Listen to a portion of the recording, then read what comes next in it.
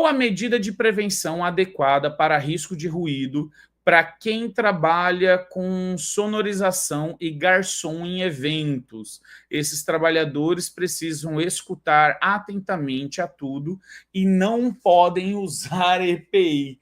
Cara, polêmico mesmo. Só que é um estudo bem legal, cara. Vamos lá, para quem não entendeu a dúvida, é o seguinte: imagina aquele camarada que é técnico de som de uma dupla sertaneja. Sei lá, eu não gosto de sertanejo, tá, gente? Eu nem sei nome de nenhum cantor sertanejo, não vem nenhum na cabeça. Mas sei lá, uma dupla lá, Passa Fome e José Marmita, né? Dupla famosa, né? Gosta aí tocam música sertaneja no Brasil inteiro, faz show no Brasil inteiro. E normalmente esse pessoal tem a sua própria equipe de som. E a sua equipe de som normalmente eles vão antes, montam toda a estrutura de som no local para que a banda chegue e toque no dia do evento. E esse pessoal, esses técnicos de som e toda a equipe que está envolvida nesse processo de sonorização, de equalização do som e etc., cara, esse pessoal está exposto a níveis de ruído altíssimos. E como o colega falou aqui do SST Consultoria, esse pessoal não tem como você colocar protetor auditivo neles. Mesmo exemplo aqui que ele citou do garçom, cara. Pô, dependendo do local, dependendo o estabelecimento no qual ele trabalha, cara, vão ter níveis de ruído altíssimo. Pô, o som tem música ao vivo, aí o som precisa estar alto, né? O som precisa estar para todo mundo escutar, porque é uma festa, porque é isso, porque é aquilo. Cara, e aí? Qual medida de controle? Olha, não tem muito o que fazer, tá? Só que assim, um detalhe também é que cada caso é um caso. Só que o que a gente tem que se atentar? Normalmente, o tempo de exposição desses trabalhadores é menor, não é 8 horas. Tá? O tempo de exposição ao ruído desses trabalhadores, às vezes, não é sempre também, tá? Às vezes não é 8 horas. Tá? Às vezes não é 8 horas. Então, esse é o primeiro ponto que a gente tem que se atentar. Então, medição, tem que fazer dosimetria de ruído normal. Então, você vai ver como é que está a jornada de trabalho desse trabalhador, como é que está registrado na carteira de trabalho a jornada, configurar o dosímetro para a jornada do trabalhador. Então, esse é o primeiro critério. Faça a dosimetria de jornada completa para identificar se, de fato, o limite de tolerância está sendo ultrapassado ou não.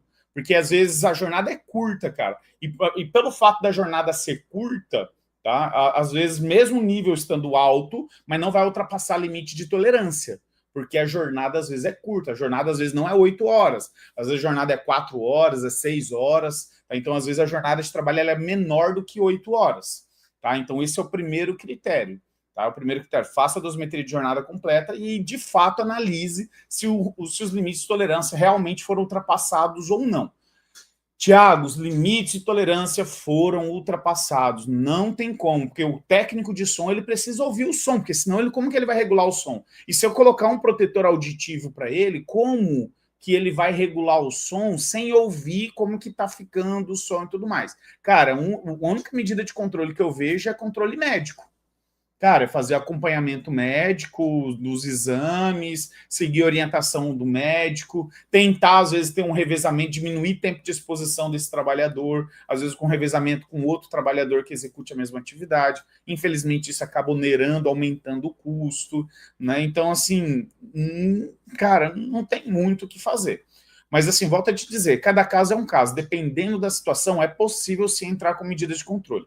No caso do garçom, por exemplo, é possível, cara, você fazer um tratamento acústico no local, tá? Ou no local onde que esse garçom trabalha, na área onde que ele trabalha, às vezes é possível fazer um tratamento acústico que você vai diminuir esse nível de ruído desse trabalhador. Tiago, e como é que eu faço? Tem que contratar uma empresa especializada em tratamento acústico. Uma outra coisa, você citou um caso do garçom, mas eu já fiz uma avaliação em academia de musculação. Né? Então, só para você ter uma ideia, academia de musculação, o som também é muito alto. Então, os educadores físicos que ficam ali, né, às vezes eles também têm exposição a ruído acima do limite de tolerância. Eu fiz uma dosimetria uma vez numa academia de um clube que eu prestava serviço. Só que outro ponto importante também, a jornada de trabalho da maioria dos educadores físicos não é 8 horas.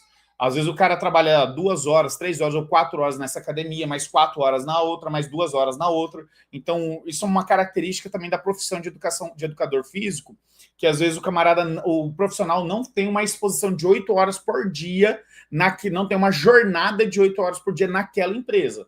Ele vai ter, às vezes, uma jornada maior, porque ele trabalha em várias empresas diferentes, várias academias diferentes, tá? E isso acontece. Então, a jornada desses trabalhadores que eu avaliei era menor do que 8 horas. Não ultrapassou o limite de tolerância, mas atingiu o nível de ação. O que nós fizemos como medida de controle, cara, para tentar diminuir esse índice de ruído, esse nível de ruído?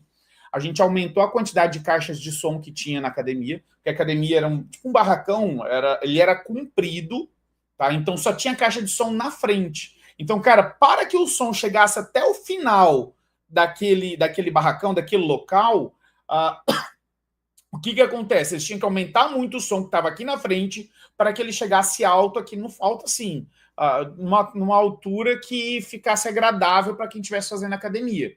Então, o que a gente orientou?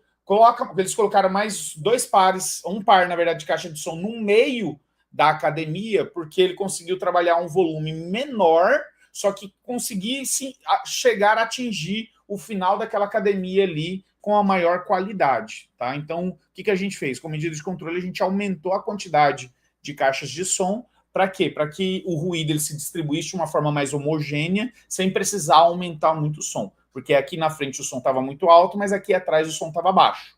Então a gente aumentou a quantidade de caixas de som para que o som ele se dissipasse de uma forma mais homogênea e a gente conseguiu trabalhar um valor mais baixo. Outra coisa também, no caso dessa academia em específico, eles tinham uma mesa de som, uma mesinha pequena de som que regulava o volume ali naquela mesa de som. O que eu fiz? A gente delimitou um volume máximo, tá? Então, na época, eu fui lá com 12, a gente fez uma avaliação no local onde que tinha mais ruído. Então, eles colocaram, a mesa de som era ligada no computador. No computador, eu aumentei os volumes no máximo. Então, aumentei os volumes no máximo no computador. Aumentei o volume no máximo, porque a mesa de som tem um master e o canal individual. Aumentei o volume no máximo ali no master, tá? E no individual, a gente colocou um limitador físico, né? Como eles tinham um pessoal da manutenção, a gente pediu para furar, né, o gabinete ali da caixinha de som e colocou um pedacinho de madeira, assim, travando,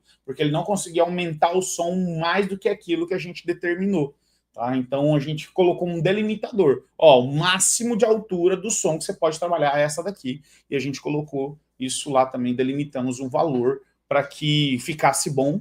Tipo assim, o som ficasse audível em todo o local, mas também a gente delimitou um valor máximo ali. Então, colocamos isso como medida de controle, tá? Então, eu fiz isso numa academia, mas que isso poderia muito bem ser aplicado num restaurante com garçom, igual você comentou. Ou não necessariamente isso, né? Ou algo semelhante também. Só estou dando algumas ideias daquilo que poderia ser feito.